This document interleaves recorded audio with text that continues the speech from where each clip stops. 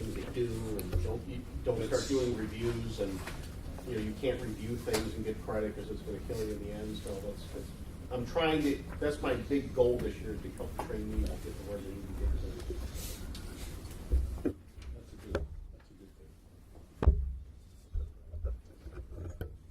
If we could have Hector give us the investigations report. Sure.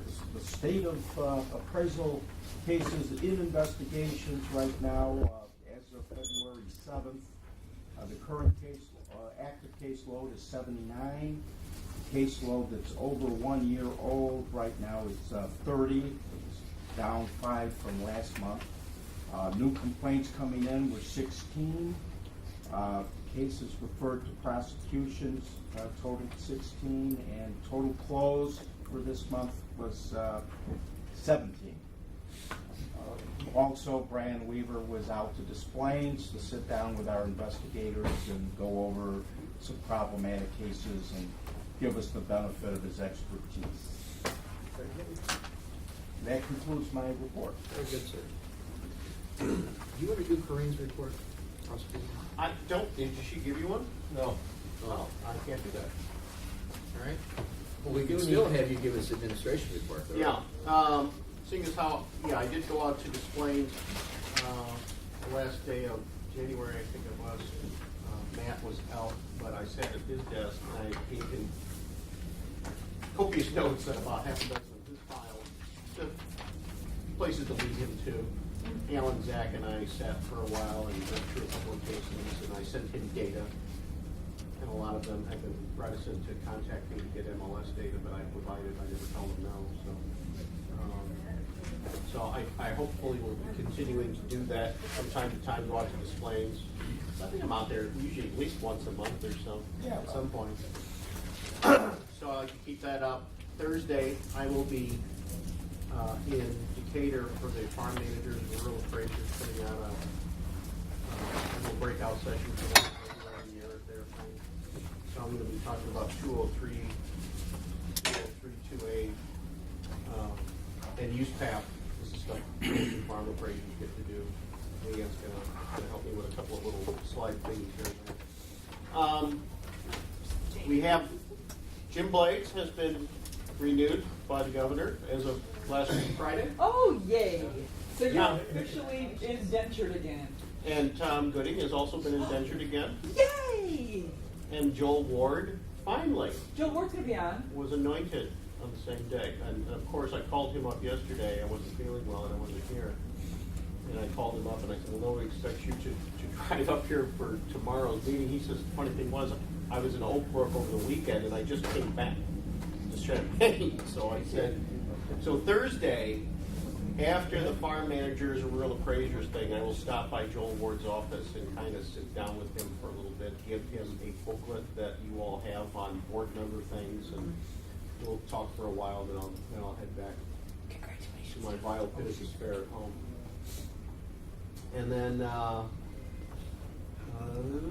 trying to think of what else has been going on. Appraisal management companies, have we lost any? Yes, we've had one company, this is off the top of my head, one company, I think it's U.S. Appraisal Group, somehow they died in the middle of their application. Their bond went bye-bye in the middle of their application, so we killed it, and they went away, and the owner, he owns Spiteri, is now off on some other venture near San Diego, has nothing to do with appraisal at all. So I have a lot of appraisers from other states contacting me going, I'm owed outstanding invoices by this company, is there anything you can do to help? And I'm like, they never actually got off the ground here. So there's nothing for us to do. I had another appraisal management company from Minnesota, based in Minnesota. They shut down. They skedaddled, and apparently other states had actions pending against them as well. I called the my colleagues in Minnesota, and their investigators physically went to their offices and peered through the windows, and everything was gone. It's like a Mike Wallace thing from 60 Minutes. And now that company is gone. they had ignored, I had a complaint on them, for outstanding invoices. They had ignored the department, and I had to give them time, 30 days, I have to. By the time that 30-day period lapsed, their bond was still good until this March. So I quickly spun the case up to prosecution to hopefully we could tag their bond before they went out of business, or the bond went bye-bye. Unfortunately, the bonding company canceled the bond.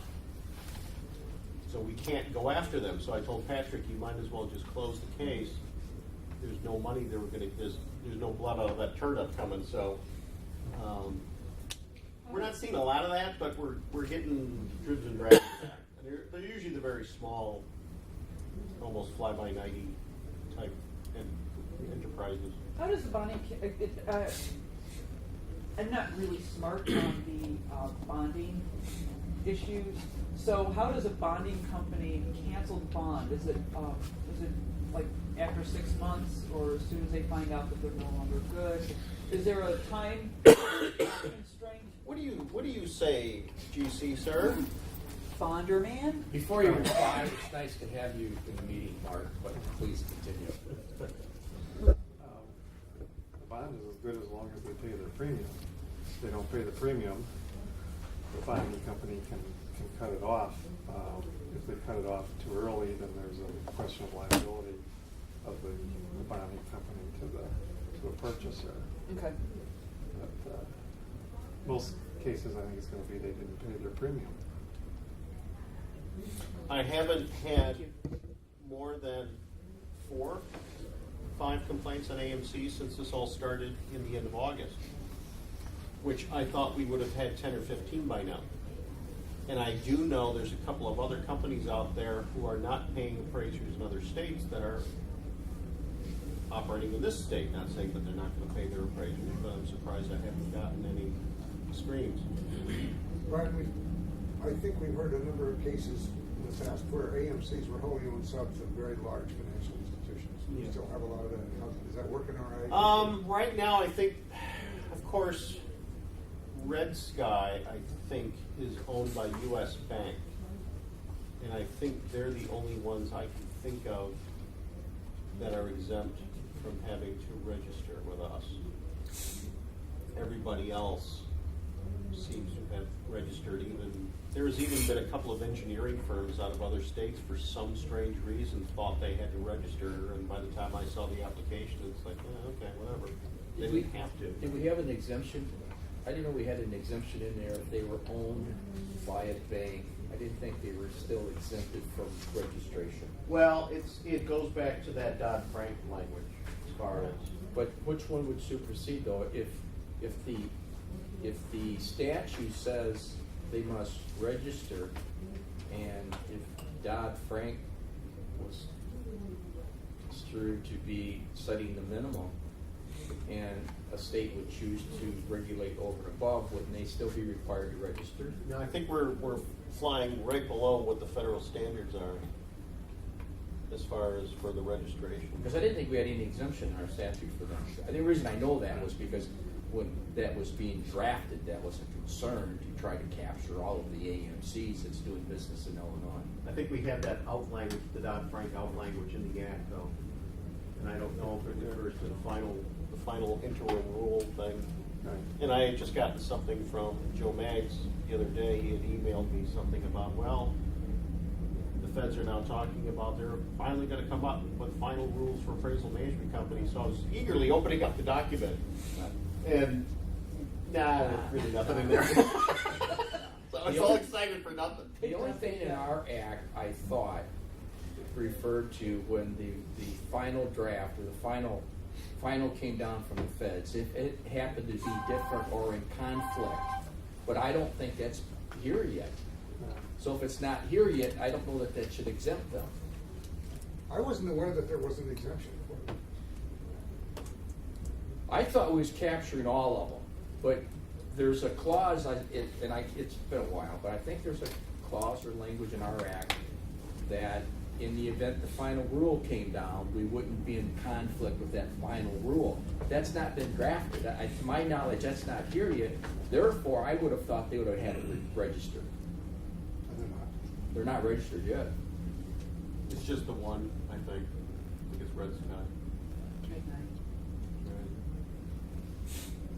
So, that's all the news. I did have one complaint on an AMC some months ago who had reached out to Appraisal to do something, and they were not registered here, and we're not planning to be registered here. So I contacted the appraisal management company formally and said, you know, you need to answer as to why you think that's okay. Kind of my little version of rule to show cause. And they said, well, thanks for the heads up. And I'm like, What? no, this is not a little chatty. You need to answer this. Well, can I call you? No, you need to write me. I'm going to call you. No, you need to write me your answer. And this went on for about 2 weeks. Finally got an answer back, and I will be issuing an administrative warning letter to them about, you know, this is not a little, this is not a coffee clutch between you and I. This is not a, hey, heads up. No problem. So, I don't know. That's about the only problems we have. Are you receiving any complaints from the AMCs? No, actually, I'm maybe one or two. I think Hector would see anything, but I think not so much. It's mostly private individuals who are grumpy about their refinance that went south, and a lot of tax assessors unhappy about the entire profession. So that's about it. Overall, did you get a lot of complaints from AMCs in general about the entire process, or did you find that most of them accepted it for what it is? And Actually, when I would get on the phone with applicants who were either thinking of applying or in the midst of applying, when I got them on the phone, a lot of them were like, wow, this isn't as hard as we thought it was going to be. And no, we're not as difficult as a lot of states are. And I think a lot of the appraisal management companies, for instance, you know, they always ask, you know, you have in your rules or your law that you have to have a system in place for, you know, making sure stuff is USPAT compliant. And I go, well, I'm not going to have you do reviews on a set amount of things you're doing. Because my thing is, if you're an appraisal management company and you've got clients like lenders behind you, if they don't like your work, they're going to fire you. What difference does it make if the state of Illinois says your quality control is A-OK? If the bank doesn't like what you're doing, it doesn't like how you select appraisers, doesn't like how you process whatever they're doing, they're going to fire you. That's the best thing in the market that'll work.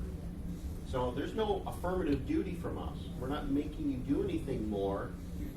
We had recently Interthinks became an appraisal management company, and all they do are reviews. They don't generate any UR/AR forms or any condo forms or forms. All they do is review. In other states, because other states require a set percentage of the work going out the door to be reviewed, essentially Interthinks has to review the review. Then they have to review the review the review. And it's like this endless, and I'm like, this is why I didn't want to get into this. Because not all appraisal management companies have the same business model. A lot of them do different things. So why do I want to paint with a broad brush and make you do all the same things we all think an appraisal management company does when they all do different things? So I think it's been a nice learning experience for them, and I've told them, this way you can pay our appraisers more money because you don't have to spend more money having their stuff reviewed endlessly. So hopefully that's working out. the reason I asked that question is I think ICAP had gotten some complaints from AMC regarding the whole process. I was just curious if that represented a very small percentage. I'm not aware of that. No, I meant as far as the some of the appraisal shops being caught up in the definition Oh. and had to register. I was curious if that represented a very small percentage, a large percentage, when we look at all of the AMCs we've registered. Oh, I think that's really small. That's less than 5. And how many appraisal management companies do we have? I think right now about 101. 5 of the big shops that are quote unquote appraisal shops that just happen to register based on their ownership. Okay. You're talking about the go around you had with the lady at the, she's one of the five. My wife's here kicking me. Do we have any old business?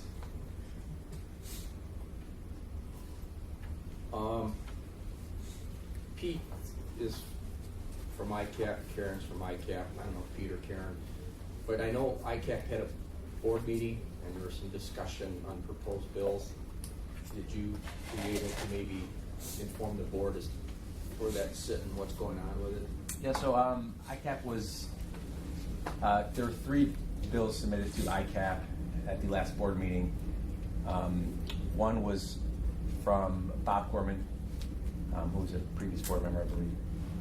One was the department's bill, and then one was from an ad hoc bill of various members of the Appraisal Institute. So at this point, ICAP has formed a committee. They're going to review the bills. They're going to see what is best for the profession, and then make the recommendations. So I believe they're looking at this Friday deadline internally, and maybe get something together in the next couple of weeks. Of those bills, only the department bills put forth as far as had made it to Springfield? As far as I know, yes. One last thing, I'm sorry, my bad. The Appraisal Standards Board had their open comment on Leanne. drafts. Oh, I'm sorry. On drafts. So David signed the letter about 2 years ago, or 2 years ago now, when they were still fighting about drafts. And that was from the entire board. So I thought, well, I'll spin it up different, right, when from the department's angle. So I'm going to read it out because it's. I worked on this yesterday while I was taking all sorts of medication. All right, the issue of draft reports not only affects complex commercial and litigation assignments, but non-complex residential assignments, maintaining multiple sets of standards under the state law that apply differently to specific assignment types is neither optimal nor is it realistic. Effective enforcement requires uniformity and clarity for licensees and especially the public. The exposure draft from the ASB noted the following in the exposure. Look at us, that's already going to fix this. That's Mucinex talking. Some segments of the appraisal profession are strongly opposed to the use of drafts, while others frequently use them, particularly in complex commercial appraisal assignments and some litigation matters. Some fear that recognizing drafts and use path might encourage some clients to shop for the appraiser who provides the most favorable results, while others fear a prohibition of their use will inappropriately restrict client input into complex valuation issues until after a signed report is delivered, resulting in revisions of reports after they have been signed and delivered. That's what the ASB had written. That's their writing? That's their writing. I just took it out of there and dropped it in.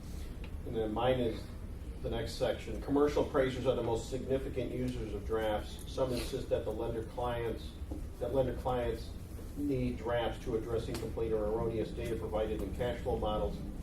Yet many appraisers incorporate similar language, such as it is assumed that all factual data furnished by the client, property owner, owner's representative, persons designated by the client or owner to supply said data are accurate and correct unless otherwise specifically noted in the appraisal report. Such caveats seem to cover any problematic data that was delivered by the client when the assignment was accepted. Providing a draft that requires additional input after the assignment has been accepted by the appraiser implies that the client wasn't ready to offer the assignment in the first place. In litigation, drafts may or may not be considered to be attorney work product.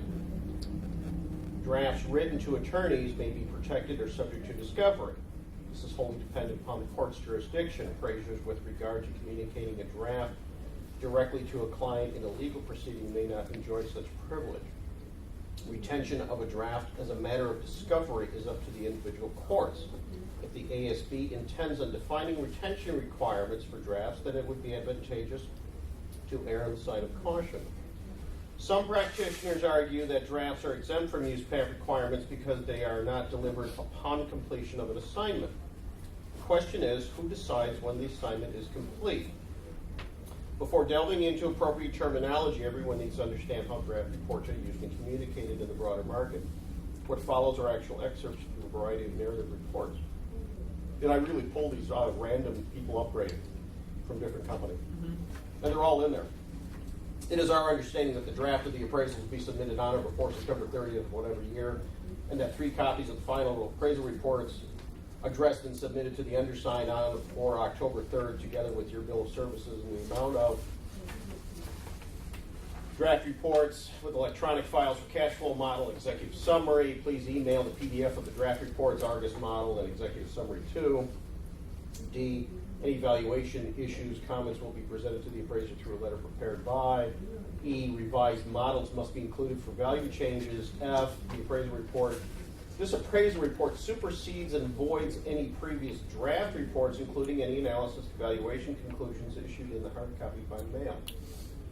And G, final payment is due and payable upon delivery of the report within 30 days of your receipt of our draft report, whichever is sooner. If a draft report is requested, the fee is considered earned upon delivery of our draft report. So these are all things I pulled out of actual narratives. The preceding examples, A through G, are not outliers in nationwide appraisal practice. These are standard insertions found in many letters of engagement and contracts between clients and appraisers. If the appraiser watermarks the document or conspicuously labels the report as draft, they've effectively given the client the exclusive right to decide if and or when the report is complete. In example G, the appraiser has already alerted the client that upon accepting either the draft or the final version, a fee is earned. This also means that in the event a final version is never requested by the client, the last draft ascends to become the final version, signed or not.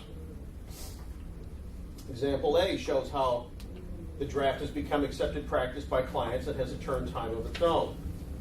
Example F illustrates how appraisers may submit multiple drafts of a report or portions of a report. It also underscores the fact that the most recent delivered product essentially erases what came before.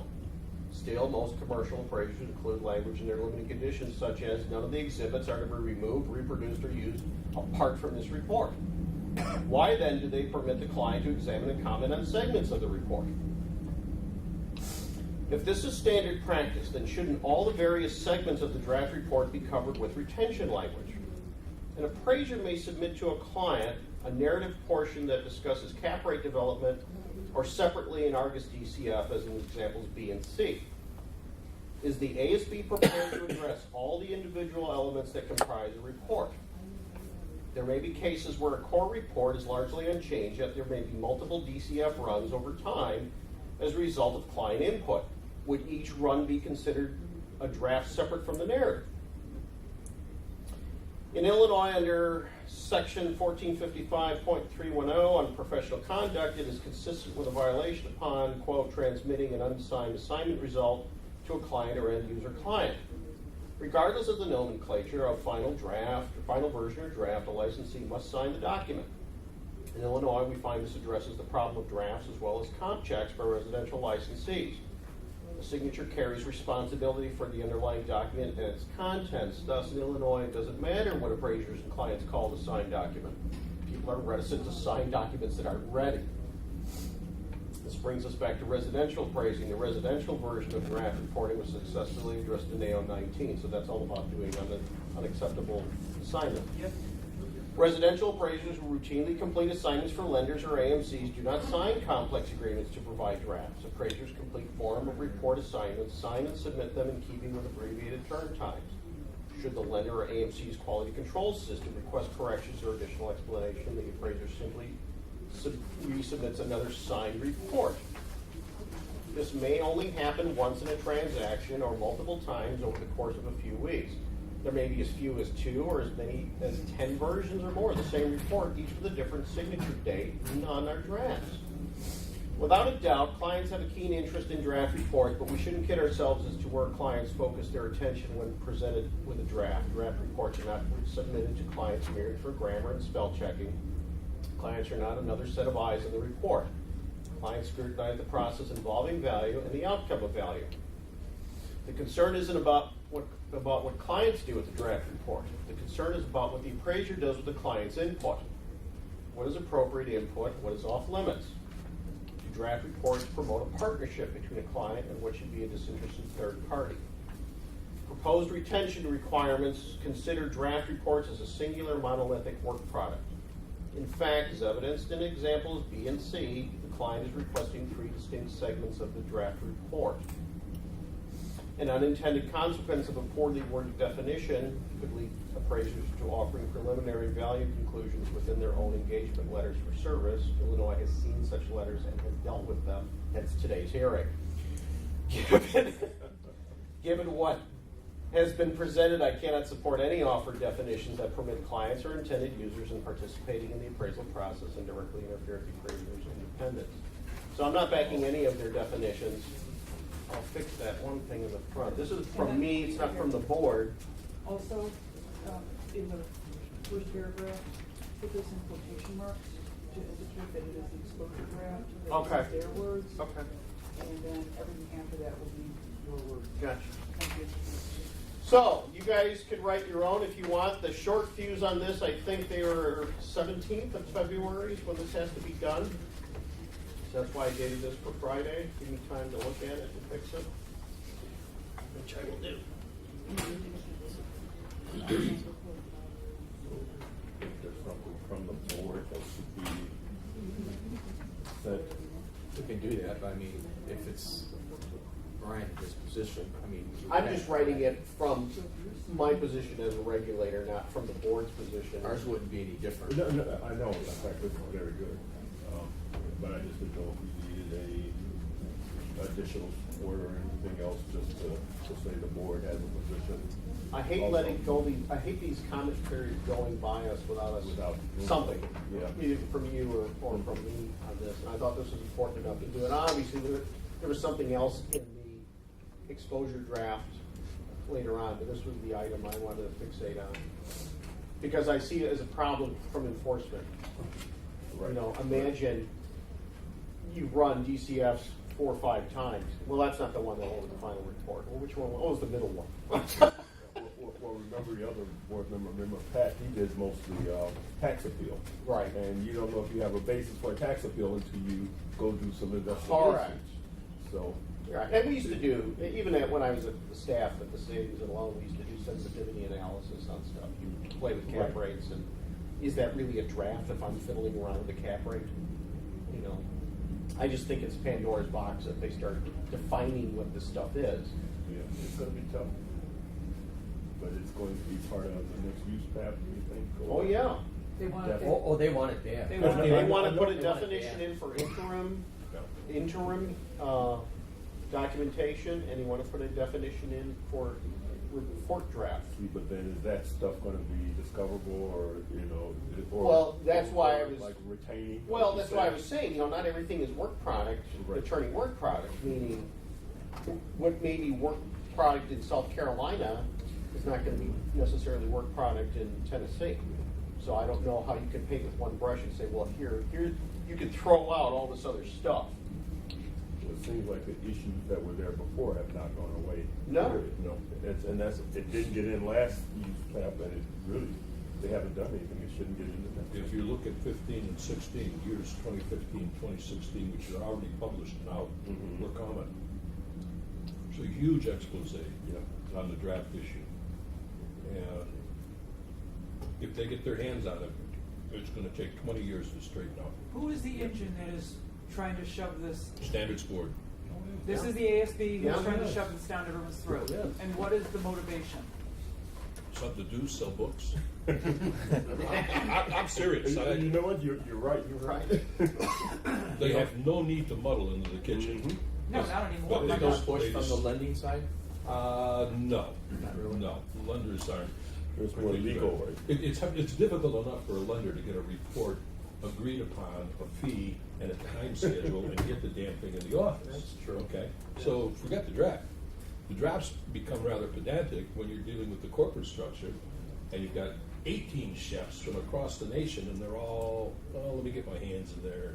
Is it Need the to go. industry, the appraisal? I mean, someone's gotta be pushing it. I would It is the think. appraisal industry, warranted by years and years of customary accommodations to clients' wishes, to better not embarrass anybody at the board meeting, so let's get this thing tightened Let's up. catch it before. Yeah.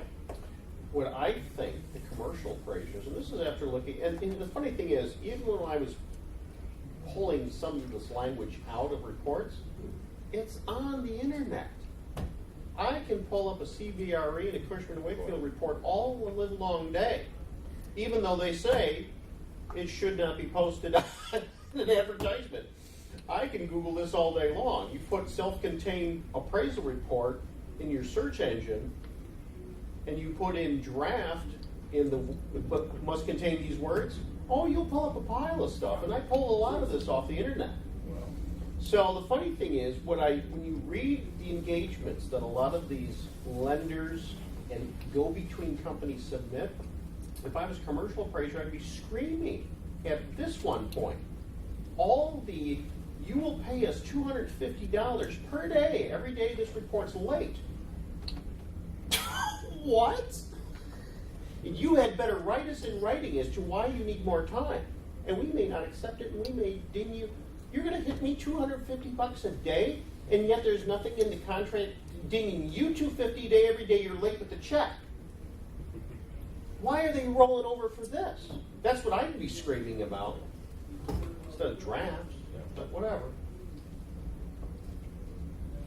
Anything else under old business? Can I just make a comment? Brian, this is a lovely letter. It is. It's absolutely lovely. Yep. Well, that's Mucinex talking. Well, So- you keep on that Mucinex, my friend. Don't put That's anything stronger. an extreme compliment considering the spell queen over here. Oh, I know. Grammar It queen, is. To sit there and say that. And I am going to fix it That's a when I very go high home. compliment. Tomorrow when I'm home. Mine would be full of red marks and yellow. Well, the champagne, shine your head and yell like, I'm set to go. All right, moving on to new business. Mr. David, I think this is yours. We're discussing Yeah, I protocol. was just looking at this, and I thought, I gave you a copy of the letter last time. I thought it would be in the packet here. 'cause I Oh, don't- we I don't had it have from last time, but Well, we do? Yes. Can we get copies? Because I didn't bring another That's one. I wouldn't think it was all better than Why don't you summarize what was in there? Summary's not gonna be the. Want me to read it? But, Yeah. oh, yeah, you got it? I You should make copies. That's why you're vice chair. Nominations for chair and vice chair. Well, David, here, why don't you read it? We should all have copies. That way David can Well, that's take okay. credit for the That's- grammar. go ahead. All right. Nomination for chair and vice chair. Each year, preferably but not necessarily prior to the April meeting of the Real Estate Appraisal Board, the board shall select a committee to nominate the chair and vice chair to serve the next one-year term commencing July 1 of the same year. Committees shall consist of not more than 3 members selected from the current active board members, excluding the current chair and vice chair, when eligible for a second term. The duties of the nominating committee is to select and present to the board the selection of chair and vice chair prior to the June board meeting of that year. It is preferred that the makeup of the committee consists of the chair and 2 members. The chair of the committee shall be the immediate past chair and 2 other active board members approved by a majority of board members. You got any past chair that knows that you have there.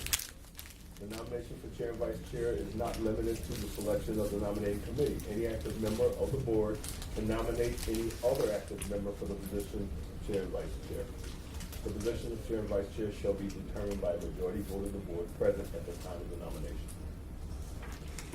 I don't know if anybody else had a chance to look at it and have any comments, but that's appeared to cover the bases, I thought. And this was inspired by Mark when he told me that we did not have a procedure in the past, right? And I was selected to present a position on, how we do things. And in a way, this is roughly how we've done it in the past. We just had nothing in writing.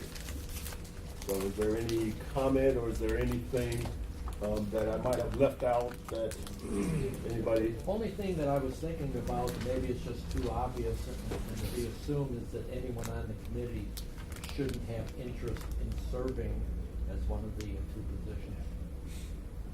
Oh, that's a good point. Wait, say that again? Perhaps it is assumed, but anyone serving on the committee shouldn't be a person who has interest in serving as future chairman or vice chairman. Oh, yeah. Do you want me to put that point? Well, I nominate myself. I vote. well, not, but you only one vote, the rest of us can say. Well, I know, but again, maybe it's assumed or. That would be preferred to be allowed. It is a good point, I think. David, is it required that these terms only be 1 year? I think that is true. That's taken from. That's in the act, isn't Yeah, it? yeah, right. It has to be 1 year. Yeah. Yeah. Because it's just an administrative chore that we go through that takes up time. And, you know, I would think 2 years would be appropriate, but it can't be.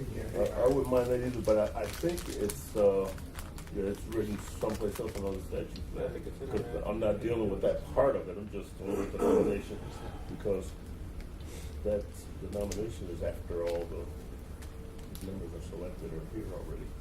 So just among ourselves, we deal with that. It's my fault. So what would you like to do with it? Well, it's up to the board to accept it or not. And then that would be our, going forward, our procedure for chair and vice chair. Can we offer it with the amendment? I think that Maureen is writing. Maureen is doing a little wordsmithing over there right now, so then whatever the addition is, you just read it out, and if you want to accept that, if we want to take some time and still go through it, we still got time. I mean, this is just March. I mean, this is February, our March meeting, we still deal with this. Okay, so what I just wrote, which was basically from Lee, which is, no member of the nominating committee shall have an active interest in the chair or vice chair position. I recommend that comes current in. position, obviously, because not going forward, right? What's that? For the current position. For that term? Yeah. Or you Why can don't do you it say for the next year. eligible? Or yeah, you could just say the current committee is ineligible. Active interest is kind of a vague Yeah. definition. They say, well, we've got an inactive interest. You're right, okay. Good point, Tom. No member of the nominating committee shall Be be eligible, thank you. Be, Yeah, I'm not certain you can do that. Oh, Because under the act, you're all eligible. Oh, so Shall we're not have- superseding we know- something that's already in place. Okay. I think we Might have to understand. strike that. Back Or- to active or- interest again. You hear? a current interest, Yeah, that's fine. a current interest. Is that okay? Can we put Yeah. that in? Yeah. Because, we don't want to have like benevolent dictator coming in. Maureen, well, this is our version of that. We're such a poly girl anyway. We got- in the nomination.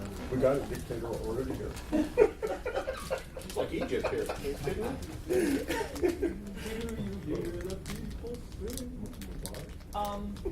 Be nice, David. Okay, no member of the nominating committee shall shall have a current interest in the chair or vice chair position, period. Shall have. Does that work? Yeah. Sounds good. That'll come in after the first paragraph. So the first paragraph will read, each year, preferably not necessary, prior to the April meeting of the real estate, blah, blah, blah, blah, blah. The committee shall consist of not more than 3 members selected from the current active board members, excluding the current chair and vice chair when eligible for a second term. No member of the nominating committee shall have a current interest in the chair or vice chair position. You know, I have a suggestion. Sure.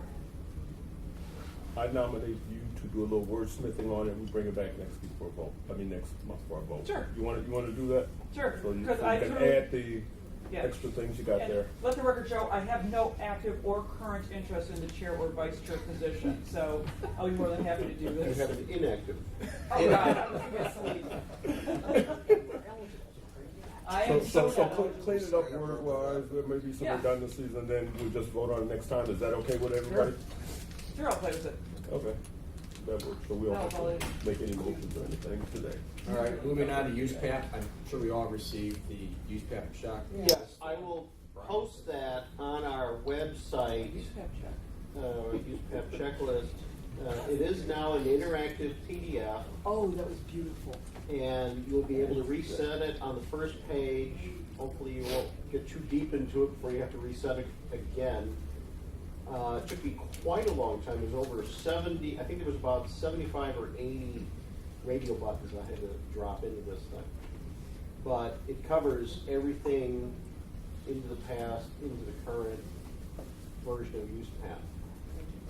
So I will put it on our website. It'll be available. Even licensees want to see it so they can see what the board's looking at. Yeah? Do we have to print that out and include it, or can we just send the active PDF to you? I don't know if you can, you're not going to send it to me anyway, and I suggest you only do the form if somebody's really on the edge of, gee, I don't know if they're going to make it or not. I don't think we need to, if you're looking at somebody's work, and we've all seen somebody's work that seems to be hitting all the bells and whistles when they're supposed to. And then you get ones that are problematic out of the get-go. They're lucky they get their name spelled right. Then you should start using that form if it's going to be a borderline situation, because if we're going to be moving to intent to deny, or if you think it's close enough, you need to bring it to the board and go, I'm not sure, here's how I worked up the UsePath checklist, here's 5 things that are missing that should be here, what do you think? That's what I think the form is for. I don't want to make you belabor and go through stuff exhaustively on everybody, because the problem only arises when they're either clearly not going to make it because the work product suffers so badly, or it may be on the edge of you're not sure. But most of the time we have a pretty good feel for who's getting through this pretty quickly, understands terminology, and is getting through this stuff. This obviously is not for Tom and Marcia to worry about. This is technical and stuff, so it's less for you to do. Tom likes that. If we use this and went to formal, would this be there? This would be evidence in a formal hearing in case, we've had situations like Ryan Heap, and I'll mention it because it went to formal hearing where Leanne went through 10 more reports. And had to have this attached to each one. Because that ultimately should be the test, I would think. If someone is denied, that way we know that there's merit behind it. Yeah, Correct. Right, from the use path perspective. I mean, Right. There's other things that are. There's comment fields when you look on the interactive PDF, and it depends on how it highlights on your computer. On my computer at home, it highlights the fields that you can write in. And I made it where text won't shrink, it'll stay the same size, it'll just go down and text wrap all the way down. And there's a lot of space to write a lot of stuff. Now you can get colored monitor, David. You mean that Commodore 64 is not gonna. Commodore 64, the Timex Sinclair. Yeah. So this was a big deal for me to get this up and running, and I'll be able to keep. Actually, the basic format for this was completely ripped off from Kentucky. You're gonna steal from the best. Absolutely. So Larry Disney, I ripped this off from you. Let the record show. Let the interweb But it was a nice lay. I saw it at an Aero conference. So. I have a question. Why does he have to go through 10 of these? I mean, if that were Well, that that bad was already. that was a formal hearing, and then it got remanded back to court, and one of those. And you deals. needed to do this? Yeah, Yeah. do you remember that? Yeah, it's a couple of years ago. It Yeah. was lengthy. It lingered for. And we're gonna have situations coming up where this is going to be a problem with some people, and we need to have our breadcrumbs ready as to why the board is going to deny people an upgrade. We're getting a lot of pushback on some people. I don't remember having this, but remember the one I Yes. did? Yeah, we won't mention names, but Yes. it would have been real nice then. Yep. Yes. So there you go. Is there anything else under new business? Then before we go into close, I want to take a 10-minute break. Seems like we're doing very well, and it's only 5 to 11. Woohoo!